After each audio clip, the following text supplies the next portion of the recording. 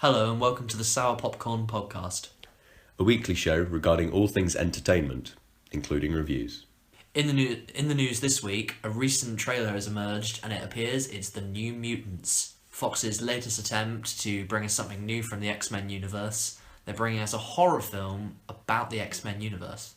I'd say it looks like a really good X-Men film, but it looks like a very average horror film.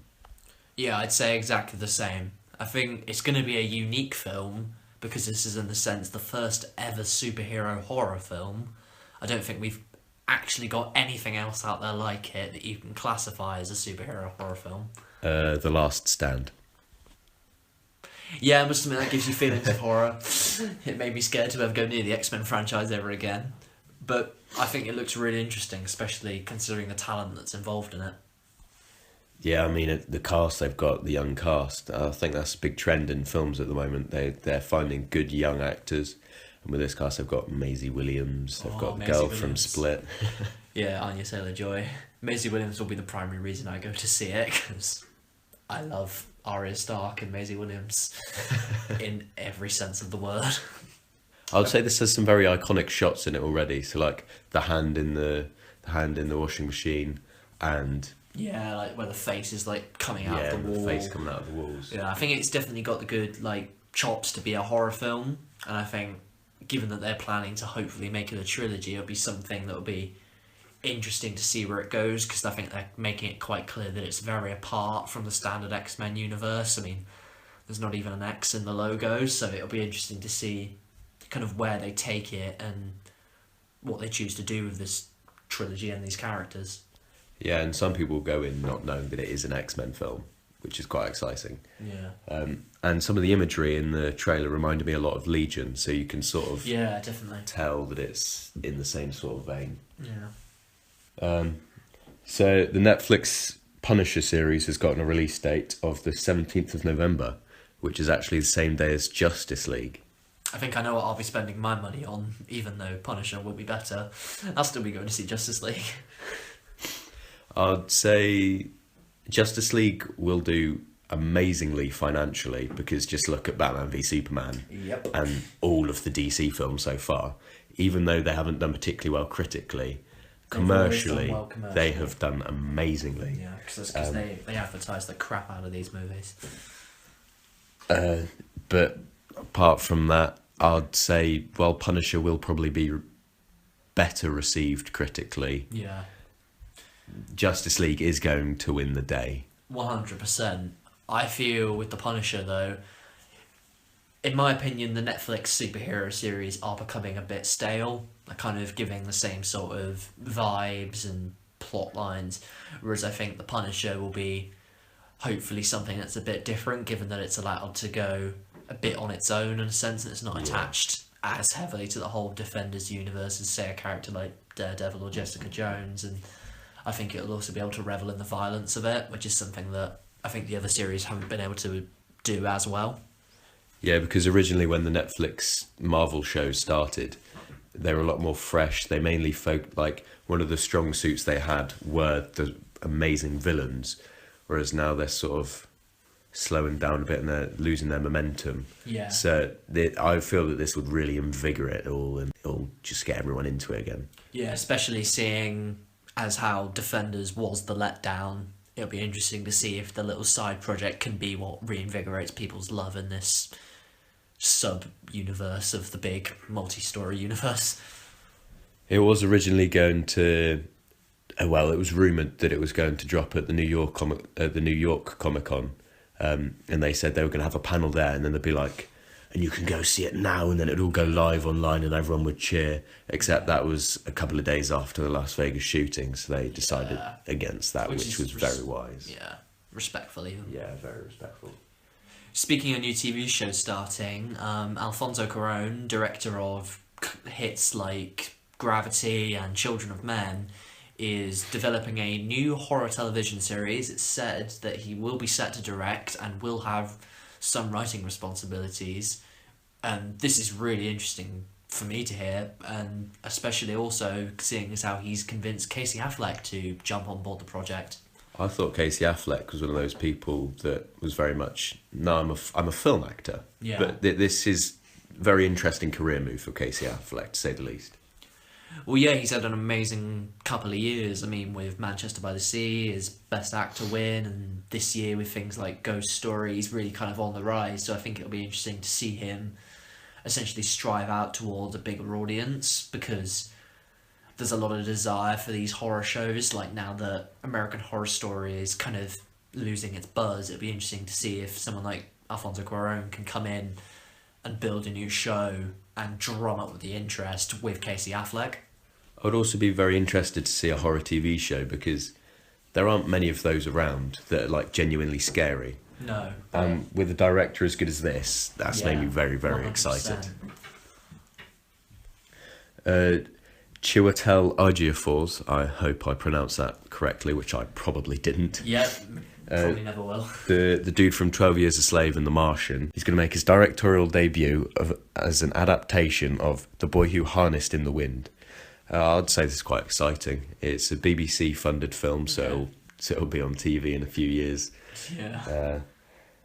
I'm curious, is he set to potentially like star in his directorial debut? Will he be like on the screen at all, or will he be behind the camera? Is it not said yet? From what I've understood of it, I think he's only going to be behind the camera, but I could be completely wrong with that. But yeah, it's just entered production, so it's made me excited.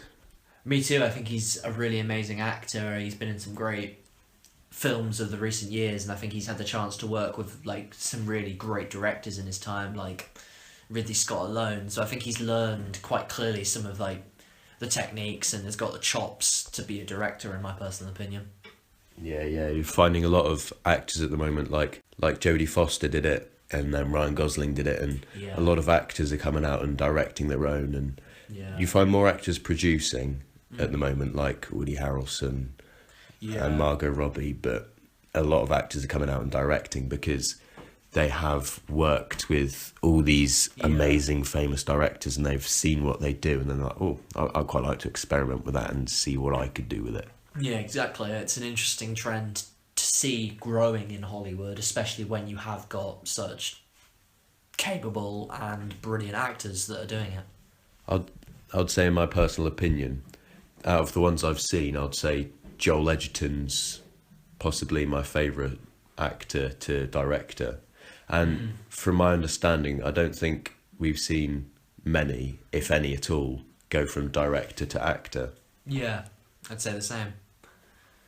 Something also that I'd like to discuss that's very distressing is the recent news regarding the Academy of Oscars is that they are considering snubbing Netflix original films in the fear that it will, and I quote, cheapen the Oscars.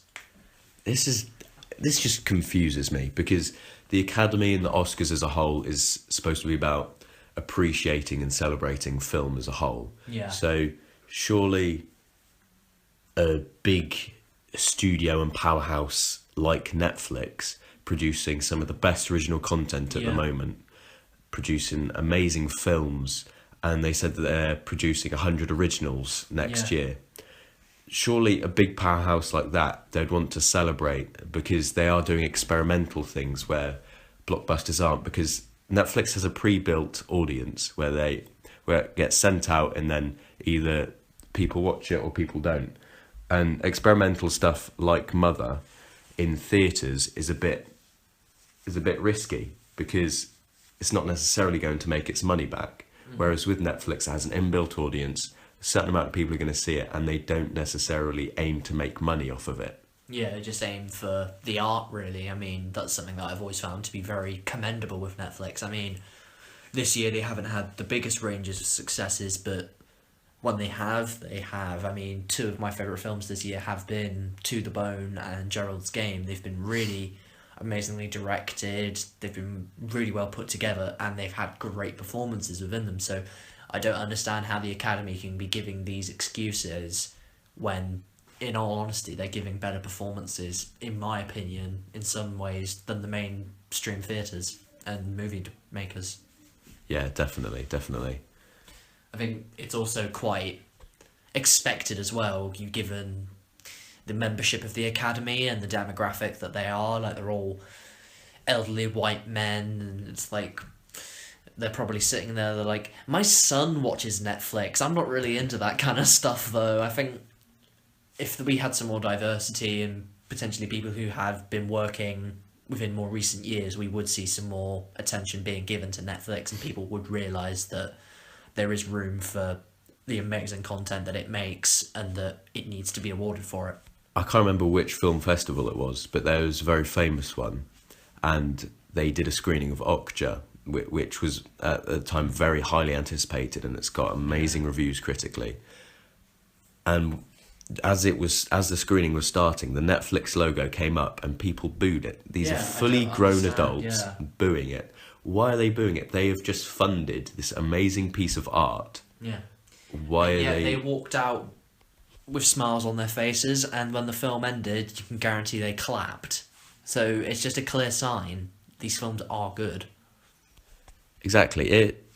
Even if they were putting out bad content and they said it's cheapening the Oscars, it's like, well, if it's of the quality to be nominated for an Oscar, then surely you shouldn't take that away from the films. Yeah. I don't understand how they can claim it to be cheapening when these are Americans making American films. Like, of course diversity is important, but if you think about it, this is an American board of like awards. Like, they want to be able to award American filmmakers in a sense. That's why primarily when you look at these films, it's like it's an American actor that's receiving Best Actor or something like that. So you'd think they'd maybe potentially want to see potentially one of the America's biggest movie making and television making companies receive some more press. Another new trailer that we've had this week is I Love You Daddy, a new Louis C.K. film that stars Zach's favourite Chloe Grace Moretz. I do love her. She is so good. And it looks very promising, to be perfectly honest, because it's in black. Well, it is in black and white, so that could put a few people off, and they say it may be a bit too over pretentious. But I love Louis C.K. I love his work, and he has a certain style with his films, with his TV shows, where it's very much like British comedy, where it's quite not necessarily dark. It's just quite depressing at times. Yeah, I must admit, the humour is definitely what drew me into this trailer, besides Chloe Grace Moretz, of course. I mean, it was a really kind of like subtle, dry, witty humour that I kind of am drawn towards, and I feel it was just kind of very seamless with what is primed to be a very good relationship story, like how it will discuss the relationships between fathers and their daughters. But no, I think it looks to be an amazing indie film that I think we're quite lucky to be receiving this year, for that matter. Yeah, this trailer just sort of dropped, then at the end of the trailer it said coming this November, and it's like, oh, well, that's only 3-4 weeks away. Well, it is Oscar season, isn't it? It's it's where this is where all the Beatty films come out. I hope it isn't one, and if it is good, then hey, let's hope it gets some attention. I'd say the main difference between American and British humour, Ricky Gervais said it. He said, obviously creator of The Office, he said that in Britain you're told that you're not going to be Prime Minister, you're not going to make it, you're just a regular Tom, Dick and Harry. Whereas in America you're told you can be the president, you're told this, that and the other. And so they come up with this sense of self where they like their comedies to be happy, whereas in Britain especially, we like our schadenfreude. Yeah, exactly. I think that's one of the reasons why The Office works so well. Yeah, 100%. And I think it's nice to see kind of these rise of the darker or the more depressing comedies, and like receiving not only a hopefully wider audience, but I think some more attention to detail, because Louis C.K. is an incredible filmmaker, and to see him brought into this kind of like, how should I put it, genre and this kind of story and this kind of writing as well, it will be made even better with his like artistic talent. Yeah, definitely. Also in the news this week, we've received word that within the Marvel Cinematic Universe, regarding Thor Ragnarok, Infinity War, and whatever is to follow from that, what will take place is a 3-part Hulk story arc, all about Mark Ruffalo, which we hope one day gloriously will lead to a solo film, but regardless, we're really excited to see a story arc be finally given to this character. Kevin Feige said that he does want to make a Hulk solo film, as he says that it's a good character to explore, but the rights for a Hulk solo film lie with Universal, and they're very much not so keen on working with Disney or with Marvel. Yeah, I mean, what do you expect when you've had this year their big attempt to make a franchise movie series just crash and burn? I doubt they're overly keen for the granddaddy of franchise universes to come in and just say, this is what you should be doing, you need to do this. So I can kind of see why at the moment. It's a real shame, though. I guess Universal just hate making money, because if it has the Marvel logo on it, then it's going to make bank. Yeah, especially with Mark Ruffalo as well. People unanimously agree that he is the best Hulk. I mean, I still love Edward Norton, but I would put Ruffalo above him any other day. And it's a real shame that we haven't received, a film for one of the core Avengers like this. So I think if it was to go into theatres, it'd be something that would instantly draw an audience, because it's one of the, like I say, a core Avenger, and people will instantly want to see that because, come on, the Avengers are plastered on every lunchbox and movie poster you can find everywhere. Mark Ruffalo was talking in an interview a while ago, saying about when he was first announced as the Hulk, and it was at a Comic-Con, and they brought out all the Avengers that everyone knew, and then it was up to Robert Downey Jr. to announce Mark Ruffalo, and he said he was waiting nervously behind stage. Robert Downey goes out, all of them go out, and then on the microphone, Robert Downey Jr. goes, "I'm reprising his role as the Hulk." And then the whole audience just roar up, thinking it's going to be Edward Norton, and he's just like, cough, cough, Mark Ruffalo. They just goes that. That's such a dick move. That would absolutely kill me. I think it would be brilliant, though, to see this story arc start within Thor Ragnarok, because I think definitely. Taika Waititi is, if it's true from what we've seen from the trailers, is going to be paying close attention to the character of the Hulk, and of course Bruce Banner, and will be giving him a considerable role within the upcoming story for the movie. So it'll be interesting to see what kind of narrative thread is started at the beginning of this movie and is hopefully explored in the future iterations of the cinematic universe. Yeah, Kevin Feige said that he went up to Mark Ruffalo and said, we want to try and do something with the Hulk, but obviously we can't do a solo film, this, that and the other. And then he said, do you have any ideas? And then Mark said, I have these ideas, put them forward, and Kevin said he liked it, so they're weaving them into, obviously, starting with Ragnarok, Avengers 3, and then Avengers 4. So I'm not sure if it's going to be like a B-plot where it's completely somewhere else. Hopefully it's something that will have a considerable effect on the universe, or will at least matter in the upcoming Avengers movies. Yeah, definitely. I'm just curious, if we did receive a Hulk solo film, who would you want to direct it? Oh, that's the question. I think I wouldn't mind maybe seeing Jon Favreau come back and try something with the MCU, because I think if it was a separate thing that he could maybe try, because he can go to dark places, he can bring the happiness to it, so I think we could get a bit more of a light-hearted Hulk movie. Yeah, I would say bringing Jon Favreau back would be nice and sort of like an homage, because he started it all with Iron Man. Yeah, I would say I'd like to see Jon Favreau for a Hulk solo film. Especially seeing as how Hulk is the sort of unofficial starting point of the MCU as a whole, because it's the end of that movie that we first received the image of Robert Downey Jr. as Iron Man before Iron Man had even come out. So it'd be very nice to get in a spiritual sense almost Favreau coming back to kind of direct what came before even his original masterpiece that was Iron Man. Do you think they're building towards Grey Hulk or something like that? I'd love to see something like that. I think it'd be interesting to explore some of the other Hulks in a Hulk movie. Don't get me wrong, I'd like to see the leader on screen, and I'd like to maybe see some more of Abomination, because I think that was something that was done marginally well in that Hulk movie. But yeah, it'd be interesting to see other Hulks, like Red and Grey Hulk, of course, brought into it. Maybe even a She-Hulk, but... Well, that'd be good. Who do you want to play She-Hulk? Oh, God, don't ask me that. Oh, God. It'd be fun just to see Anne Hathaway get so buff and just get really annoyed for that. I think she'd make that look good. I'm trying to think on who I'd want to play.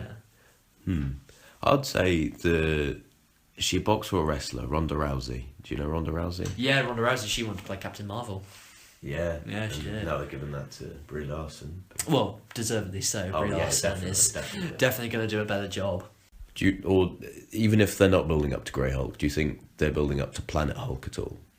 I think that's what we're getting in this new Thor movie, personally. Yeah. It's a crying shame, because Planet Hulk is such a well-written comic book, and it'd be amazing to see brought fully to the screen, whereas I think it's just going to become a plot segment of the new Thor film, and I don't think that's going to be something that's very easily revisited, given that a huge part of Thor Ragnarok's marketing campaign is that they're featuring parts of Planet Hulk, so it's unfortunate on that front, but yeah, I would love to one day see it.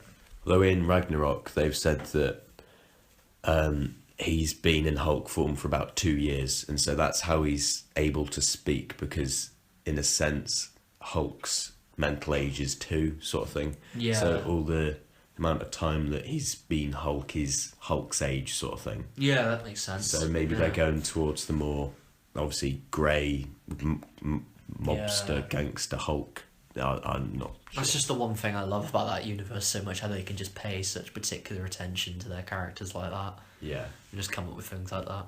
I would quite like to see how Hulk ended up from going into the sunset in the Quinjet at the end of Age of Ultron. Oh, I think we're gonna get that answer. I think there is trailer footage where it's got the Quinjet from Age of Ultron in this new Thor movie. So I think we're gonna get a definitive answer to what happened, or at least I hope. I mean, I don't think Feige or Waititi would let us down like that, really.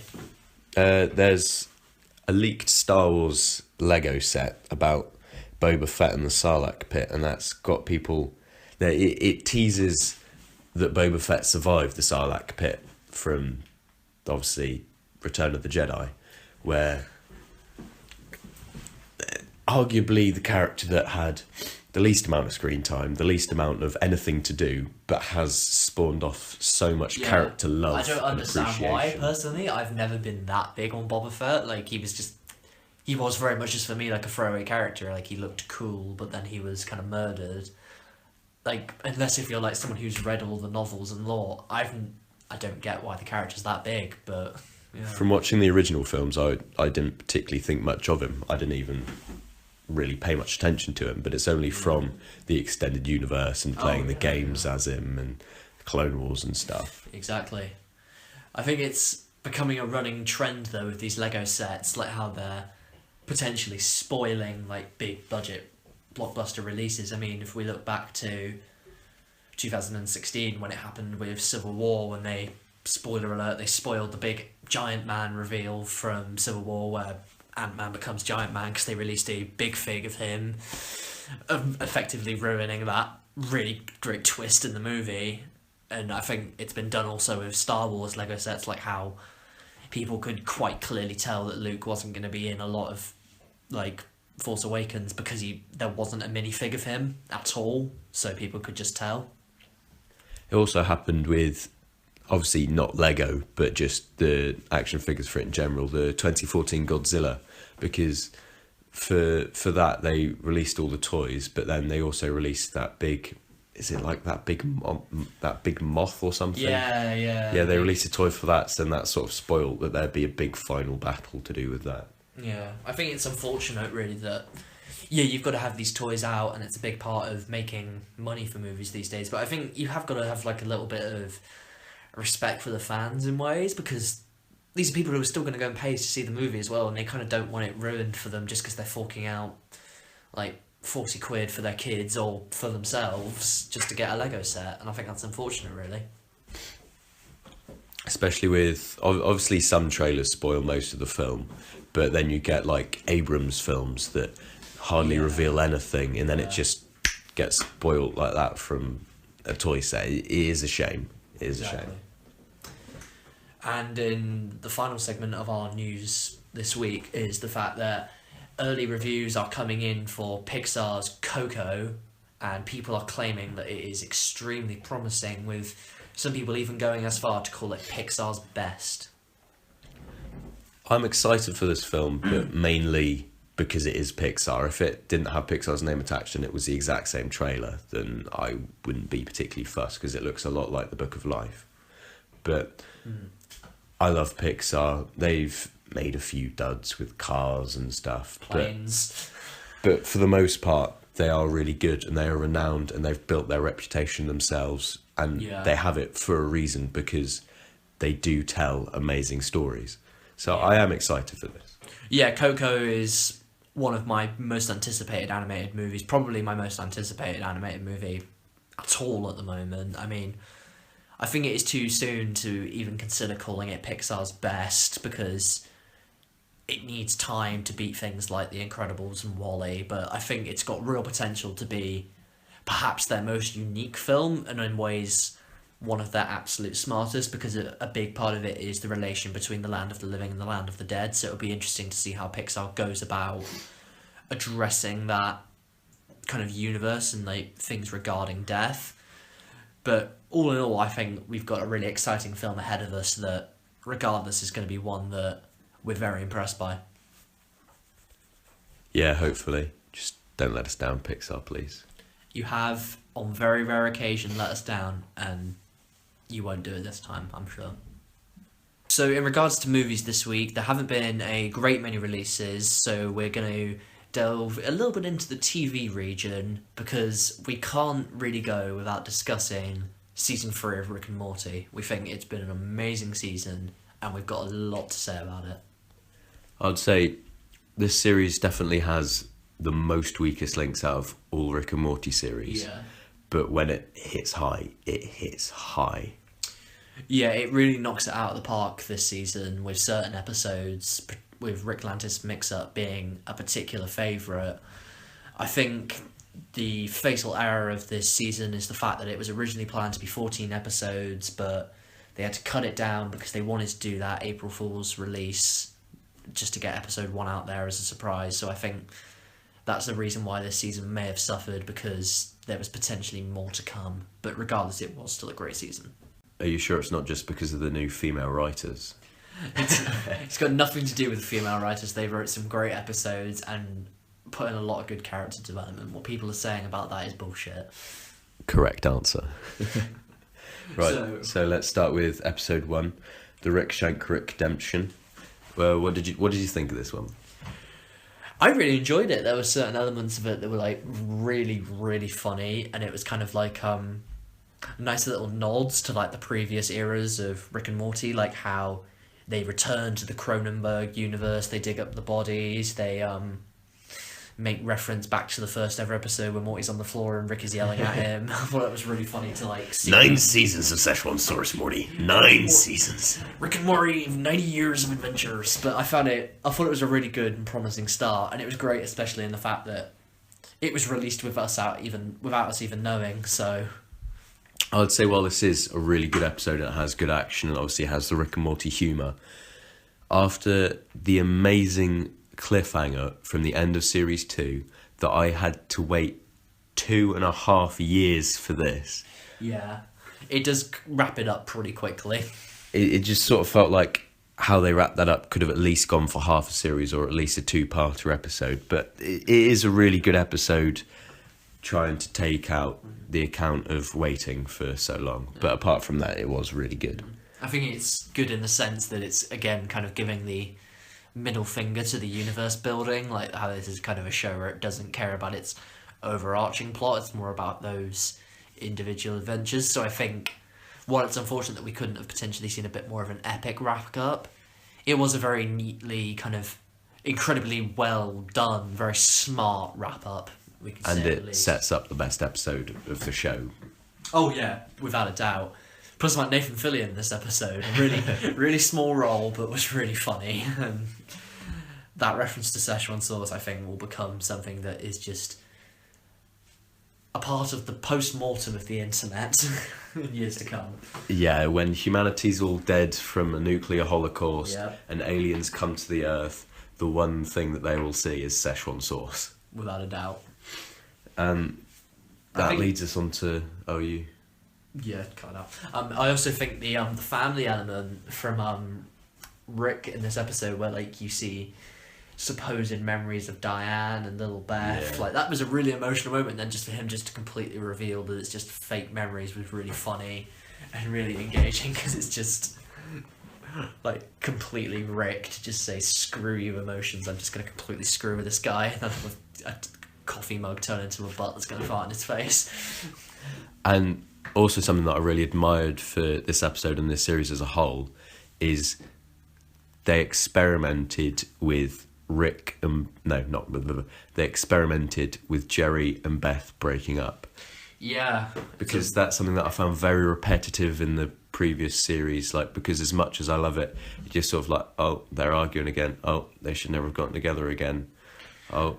That was something that I liked, though, because it was always great at the end of certain episodes to see them reconcile their differences and realise that they were meant to be together, like in that episode with Rick's Minutes, the original intergalactic cable, like when they realised they should have been together, or when that was beautiful though. Yeah, or like when they had the marriage counselling episode, it's like, oh, you really see me like that, and that made them like, that was something that I enjoyed about the original, how they were able to reconcile at those great moments, and then that was kind of not something that was allowed for as much of this series.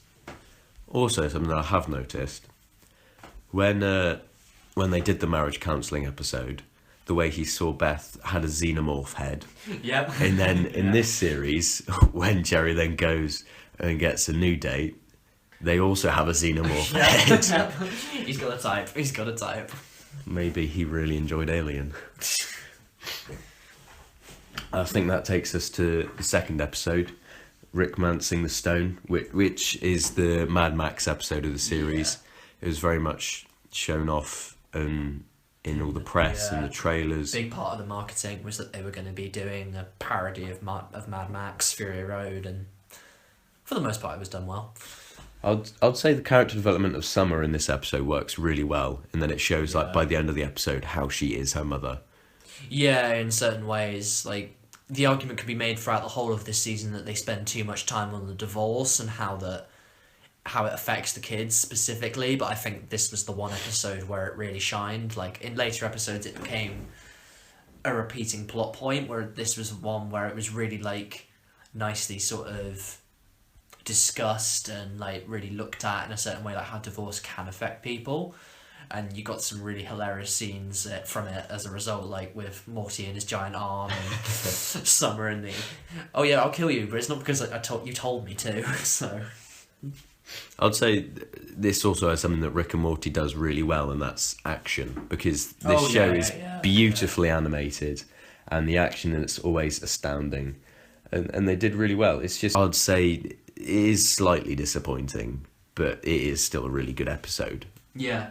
I'd say the problem with Rick and Morty is it has the same effect as Sherlock, and there was another show, but I can't remember, where everyone knows, oh, it's this good, and then so when an episode is even just a little bit below the bar, it's still really good television, but for Rick and Morty standards, yeah, you just want more. Yeah, but I'd say this is still a very enjoyable episode.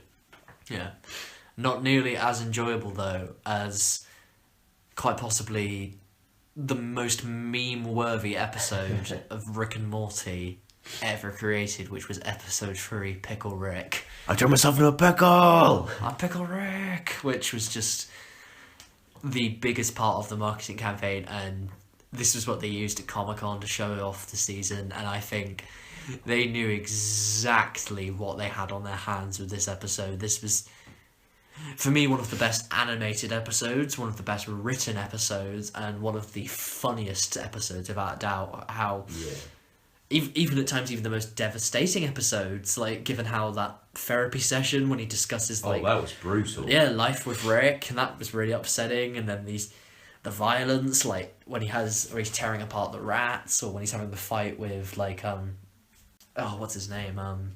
The Jaguar. The Jaguar. It was really, like, interesting to see, but yeah, it was a really great episode. Oh, do I have parallel Earths with daughters? No, it's just me. I'm special. It was a really It was just, I didn't even know what to make of it. I thought the Pickle Rick was going to be a 5-minute bit in an episode, but then when it came on, it goddamn well came on. Like, he was the pickle for the entirety of the episode. It was hilarious. On YouTube, there's a video slowed down from his transformation from pickle back to human, and it's disturbing. Yeah, it's actually really disturbing. It's a real testament to the animation capability of this show, and I think for this episode in particular, they kind of like brought out their real big guns to make this episode look really good. And you could tell just the passion behind the show, and they just wanted to make it the best it could be. Yeah, this is like an idea that's just at the back of their heads, and that they know really shouldn't work, and that they shouldn't be doing, but they just think, screw it, we're going for it regardless, and we're going to make it something that you, from start to finish, love. Yeah, I had such a blast with this episode. You had no clue what was going to happen next, and then has arguably one of the most inventive credit scenes where they're there with the piano, and then Jaguar comes in and saves them. I think it's also impressive in the sense that when people look at Rick and Morty, they look at like the likes of Interdimensional Cable as potentially the fan favourite, as the one that everyone loves, but I think this is personally the episode that will overtake that. I think Pickle Rick is, if not the best episode, it is without a doubt the fan favourite episode. It's just another example of when this series hits high, it hits high. Yeah.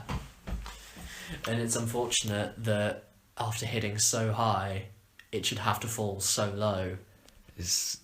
Into Vindicators 3, the return of Killmageddon. I don't even care what that character's name was.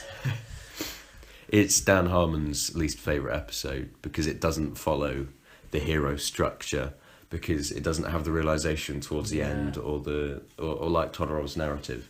But like Morty knows what's going on fairly early on. He knows how to sort the problem out, and then although it is sort of a nice commentary on the blockbuster, like the films, and of the sequelization of it all, and that whole sort of idea, and it had a good premise. It's just, my sole problem with it is the fact that normally Rick and Morty is very subtle in its inspiration. Like when they're doing the Inception episode, like you can tell, but it's not like they don't outright say it at points. Whereas with this one, it literally was wearing its inspiration on its sleeve. Like, it was quite clearly Guardians of the Galaxy. It's quite clearly Saw at points. And it's just unfortunate to see, because you've got such a capable and competent team of writers that kind of just, I don't want to say fall, but just have to, like, resort to just kind of weak storytelling like this, unfortunately.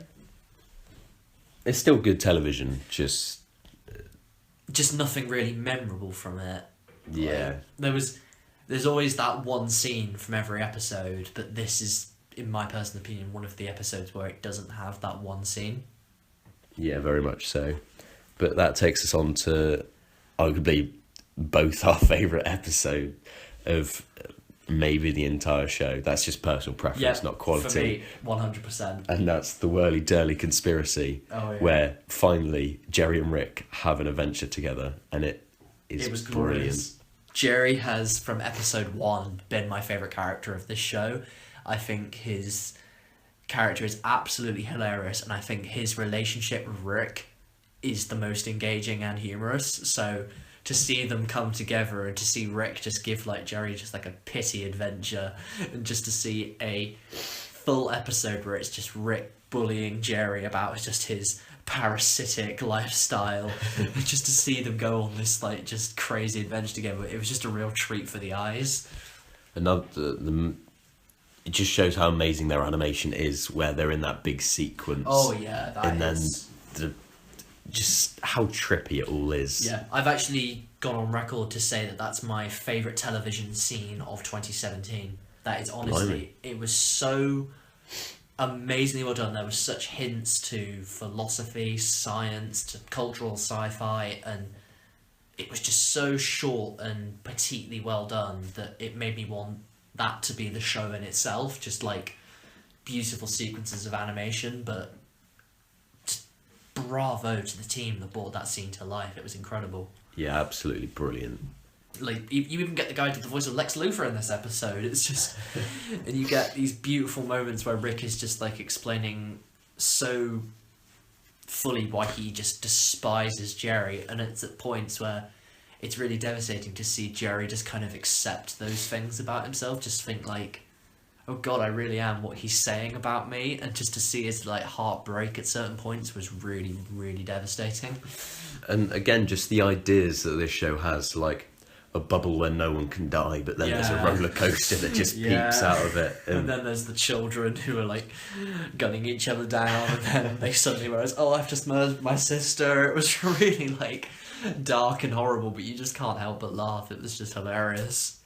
Oh, such a brilliant show. Yeah, it's like how they can pair like such really dark and intelligent humour with just little silly moments where Jerry's just getting his face smacked by some alien kangaroo's balls. It's just how they can pair that so well together and marry it together amazingly is just basically why this show is just so brilliant. The Whirly to Durly conspiracy, while not a clear fan favourite, will go down hopefully as one of the show's highest quality episodes, in my opinion. And then that leads us into episode 6 of Rest and Ricklaxation. Yeah, I kind of didn't know what to make of this episode going in. Like, I wasn't really sure kind of at points what was really going on. It was really funny, and I think real props to you when you can rip off the Wolf of Wall Street so well and just have that and basically have Morty become Jordan Belfort. It was really good.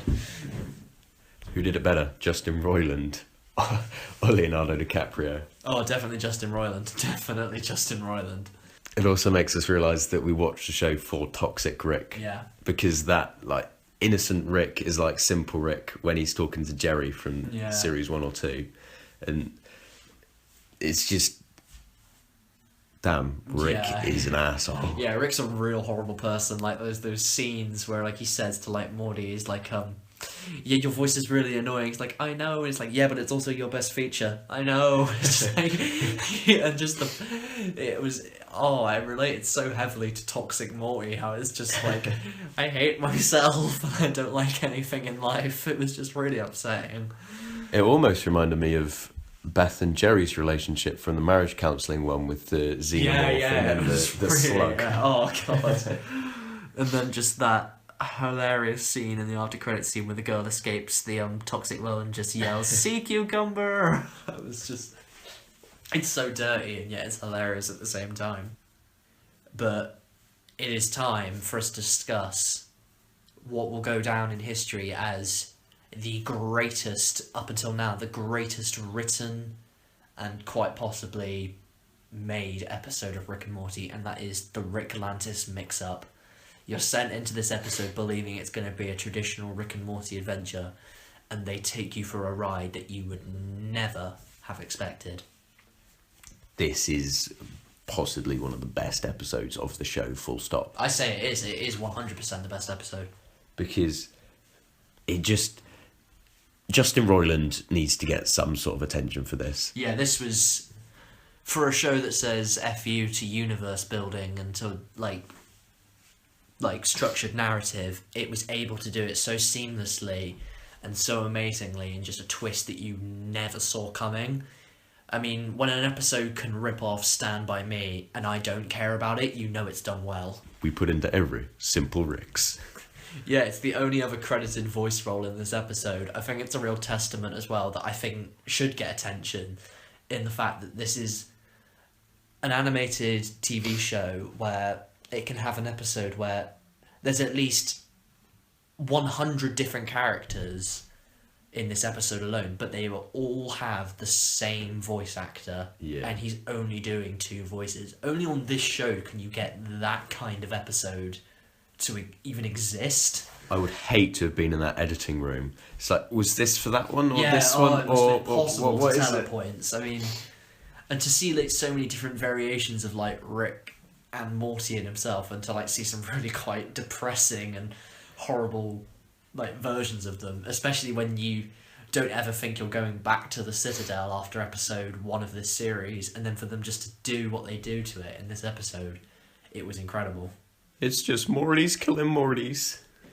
Yeah, and then again, how they can beautifully reference season 1 as well, like they did in the previous episode of the series. How in this episode they played just so subtly the Evil Morty theme, and then you knew he's back. Like the second the piano started playing for me, I just knew 100% he was back. It was him.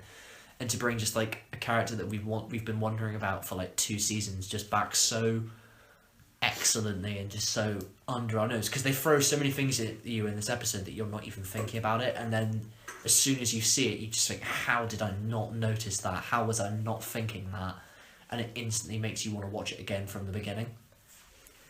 It's almost like the whole Kevin Spacey reveal in Usual Suspects. Yeah, 100%. And I was really expecting Evil Morty to come back for this series finale, Yeah. but I'm guessing they're saving it for a big event or like or what series would have been, 4 or something. or what would have been the other episodes that were not given to us. But it's just a testament to the team, the writing stuff, especially if like people before this had been complaining about like the female writing stuff and just the writing in general for this series not being very good. But I think this episode just shut every single person up about that, because it was just so out there and unexpected that no one could have seen coming what was seen on the screen. The sole example of when this series hits high, it hits high. It absolutely knocked it out of the park for this episode. And I think it's something that, quite frankly, should be taught in film school. Yeah, like, definitely. if you ever want to achieve a successful and complicated narrative, this is the sort of thing that you look at for storytelling, as it's a real testament to Dan Harmon and Justin Roiland and his team, and just what they can do when they're really thinking. Yeah, definitely. So what did you think of Morty's Mind Blowers, episode 8?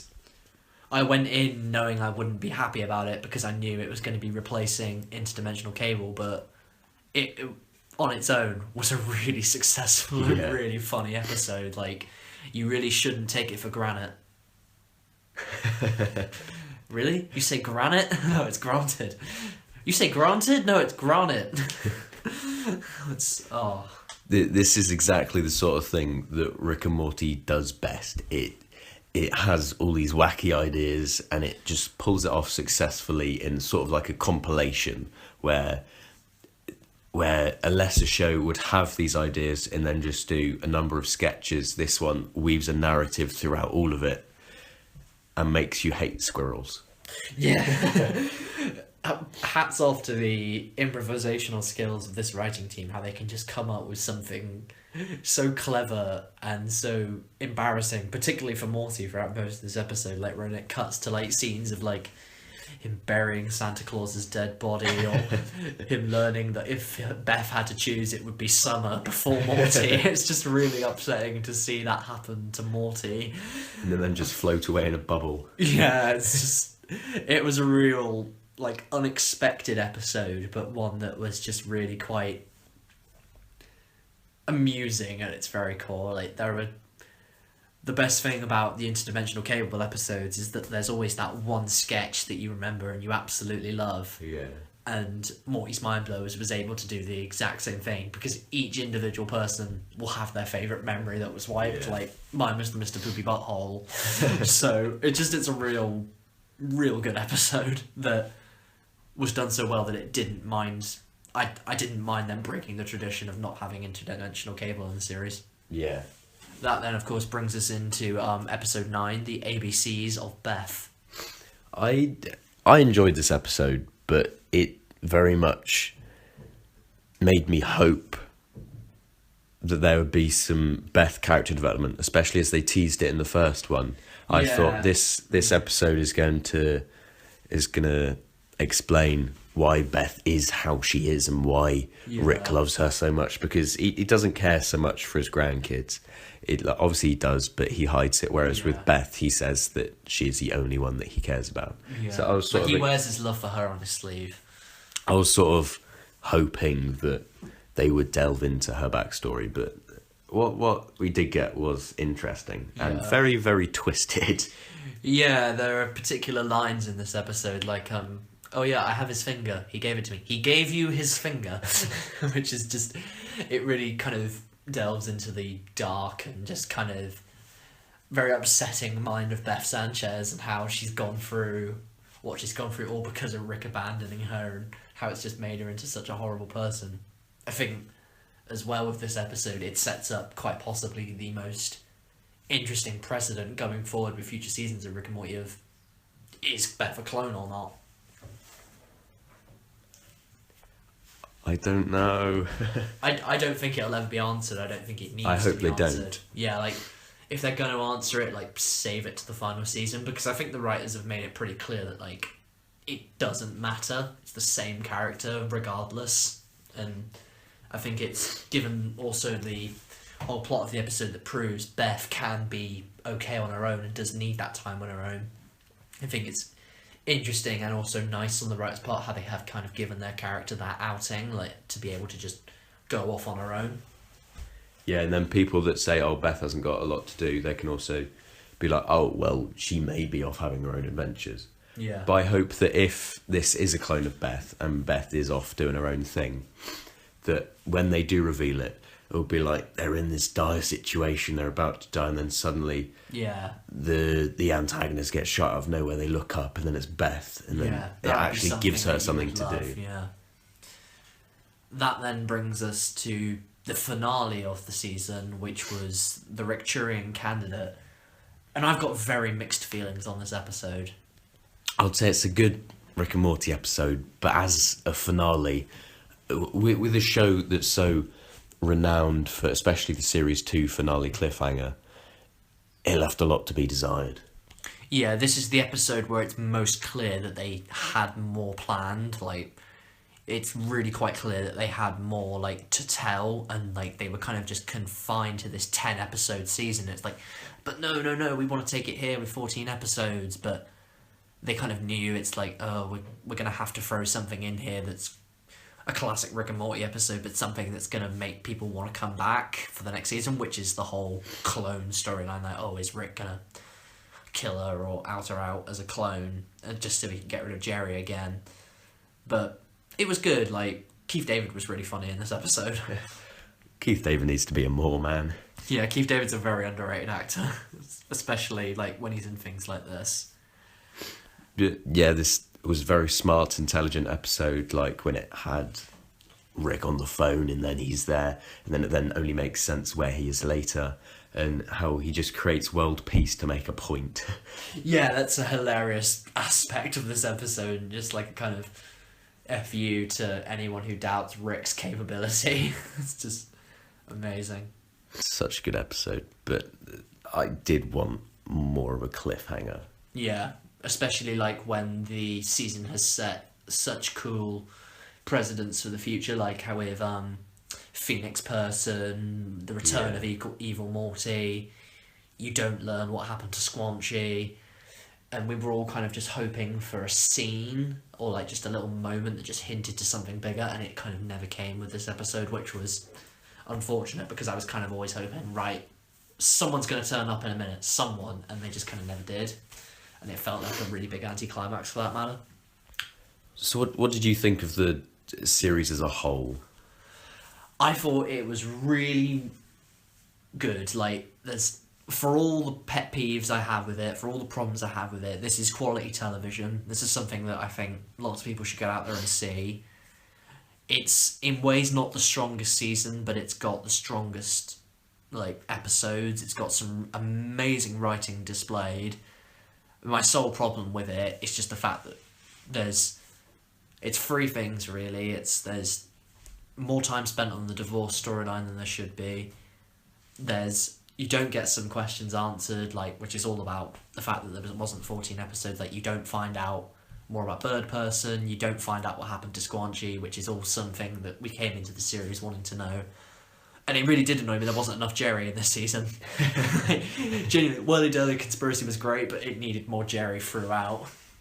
Something that is one of my pet peeves of the series is in the Mad Max episode, Summer has this character development. She realises that she's a lot like her mum, and she feels very real, and she finally feels like she has the screen time that she sort of deserves. Yeah. But then in Whirly Dirly Conspiracy, the B plot with Summer just makes her the female teenager, like with all the angst, like, Mum, do I look pretty? And it reverted her back to what she was in series 1 rather than keeping her as this character. So maybe if they just rearranged the order to fit the character development. But I still really enjoyed this series as a whole. It's why you love Summer so much in the first episode, because she's striving to get Rick back above every other character, and then to see her just kind of resort back to these character traits in the later half of the season made it quite unfortunate. I mean, like, when the trailer was coming out, like, we got that image of the two Summers, like, one's much more buff and has got, like,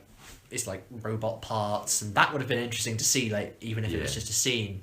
So that is an unfortunate negative of the series, but there are so many positives to it as well. Like, it sets a really interesting precedent for the series. There's sensational writing. They introduce characters that I think will become staples of the series. Like, there are the really big and iconic ones like Bird Person, but characters like Jaguar and and characters like Noop Noop will be someone who we are quoting or we're coming back to as like great characters in the future.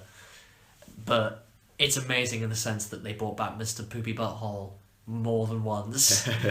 One of the best characters in the whole show, and they brought him back more than once. And that made me really happy. Ooh-wee! I mean, he's got a little family now, and he's growing in power, and it's great to see him come back. I would almost like it to be revealed in like the final episode where they finally get the Szechuan sauce that Evil Morty and everything against them was orchestrated by Mr. Poopy Butthole. Yeah, just because Mr. Poopy Butthole. He watches the series like a god. as in the end credit scene for series 2 finale. So I feel like that would almost be like a big satisfying thing.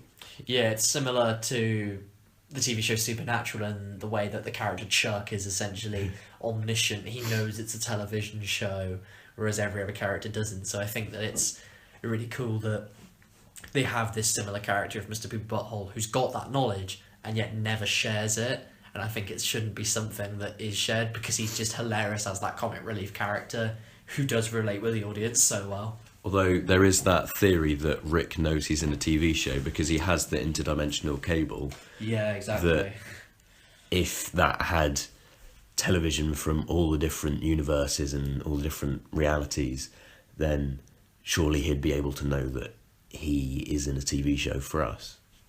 It's another season that just generates theory after theory after theory, really, and that's what this show does best: raise questions and never answer them. Yeah, that's why it's for smart people.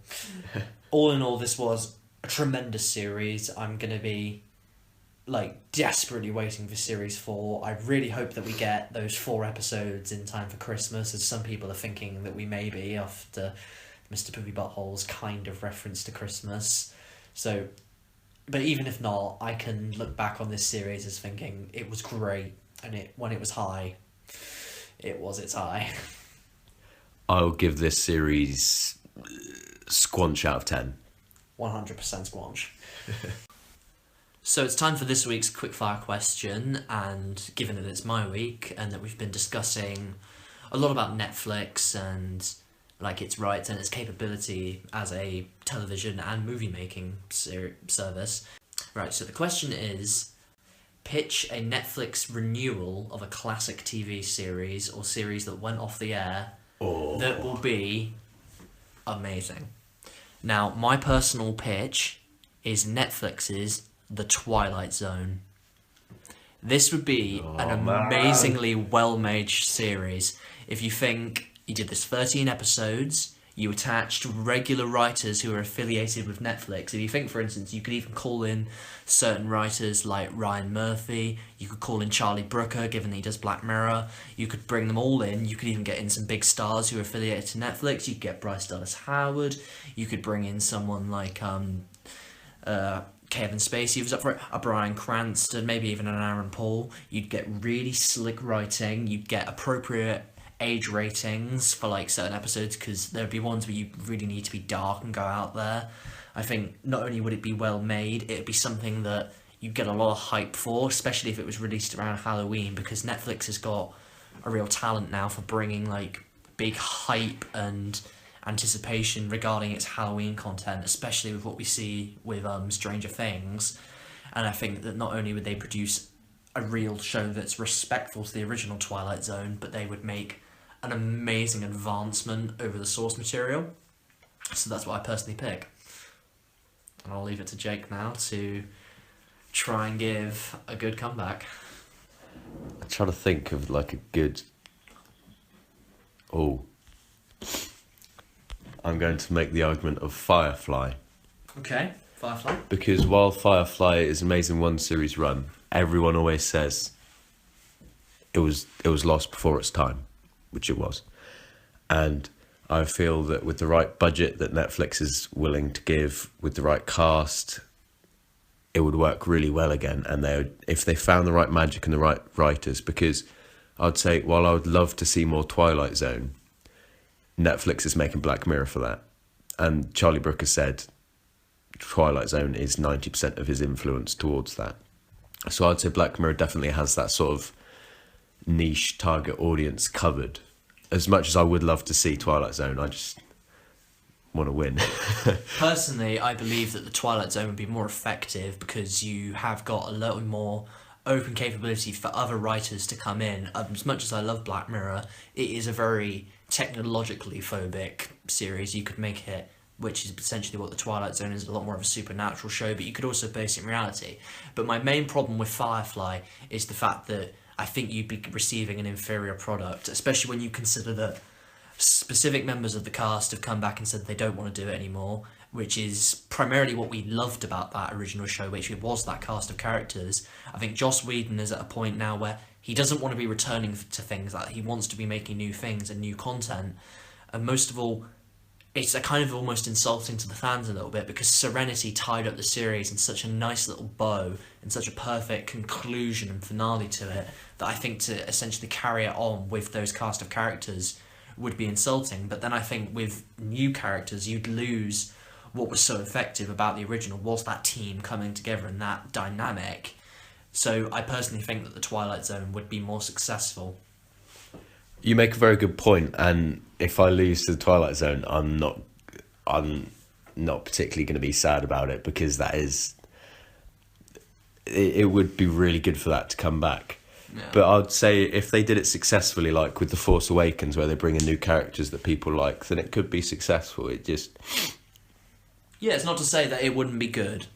It would just be difficult to pull off, and I don't think it would quite reach the mantle that the original did. Whereas I think with the Twilight Zone, it'd be something that would please the original fans and that would bring in new audiences. Done.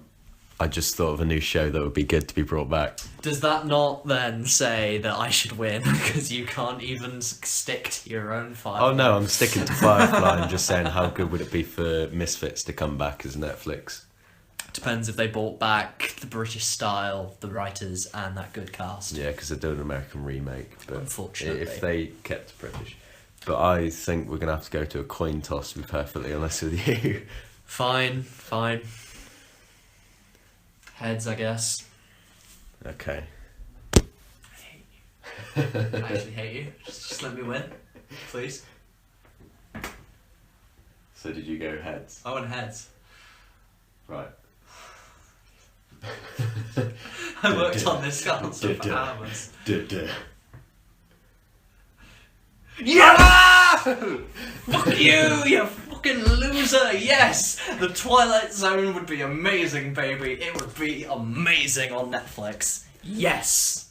Thank you, ladies and gentlemen. That is this week's Quickfire Question.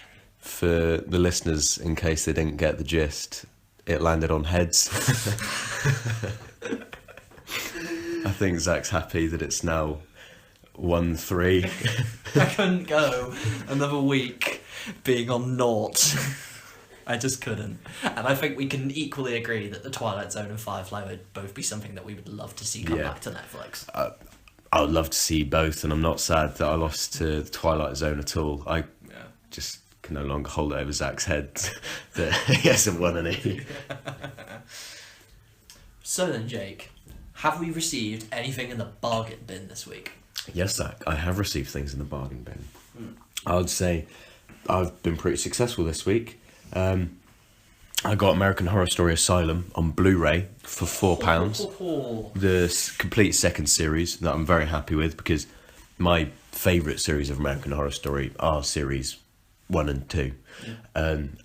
I'm looking for a good deal on series 1 because I'm not clamouring to see it again. It's all on Netflix, but I found that this was such a good deal that I couldn't leave it.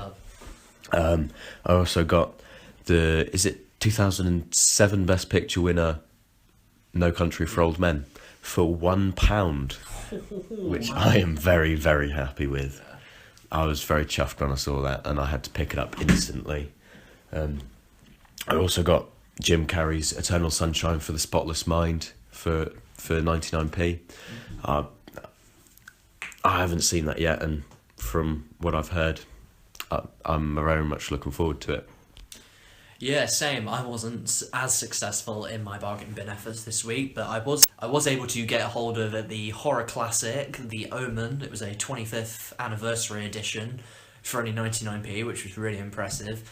And I was similarly also able to pick up arguably one of Quentin Tarantino's best, if not even his best movie, Reservoir Dogs, for the same price, and was really impressed to get my hands on these in such good condition. Someone asked Quentin Tarantino at like a Comic-Con or interview or whatever, and they said, how do you make it in film? How do you get out there and be as successful as you? And he said, you fucking make Reservoir Dogs. I would say that's a very successful bargain bin for both of us, perfectly honest. Yeah, hopefully it'll be even better next week, especially given that it'll be spooky week. So, Zach, what's appertaining? Well, primarily what's appertaining for me is I'm on recap season. Stranger Things Season 2 is fast approaching, so to get myself back into the spirit of it, and also to be caught up on the knowledge, I'm rewatching Stranger Things Season 1 this week.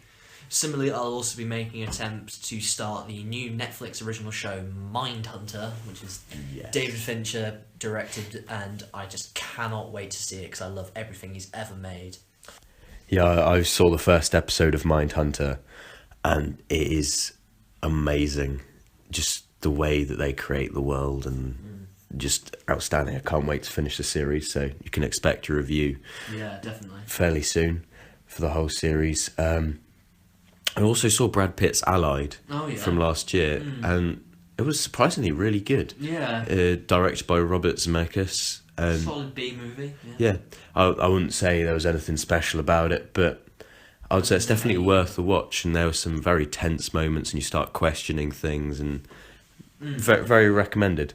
I also got round to seeing Jennifer Lawrence's Passengers with Chris Pratt, of course, and I was not expecting anything going into this. I mean, I heard that it had pretty visuals, but I'd say that it's fairly underrated because while it wasn't great, it wasn't even particularly good, there was still sort of a certain charm to it, and I'd say that was the chemistry shared between the two leads. Yeah, definitely. I could see them in at least another 2 to 3 movies together. Yeah, they definitely worked very well. And also a surprise Lawrence Fishburne pop-up. Yeah, definitely. Especially also with Michael Sheen being such a great character in this movie. Yeah, he was really funny. And a surprisingly good performance from him. Also, last weekend, we went to Exeter Film Convention. Yeah, this was at West Point Arena, and we were very thrilled to be able to actually meet Rick and Morty, some really quite talented cosplayers. We went over, we said squanch outfit, and laughs were had. Yeah, it was a great day. I bought 20 too many things. Spent too much money, but we saw Daphne Ashbrook from the Doctor Who TV movie. We saw Sala from Indiana Jones. Gimli from Lord of the Rings, more known as Indiana Jones. Lord of the Rings. But in general, we just had a blast. We got some good merchandise. We've got some good things, and I bought the Lex Luthor comic book, graphic novel, because it was a compilation.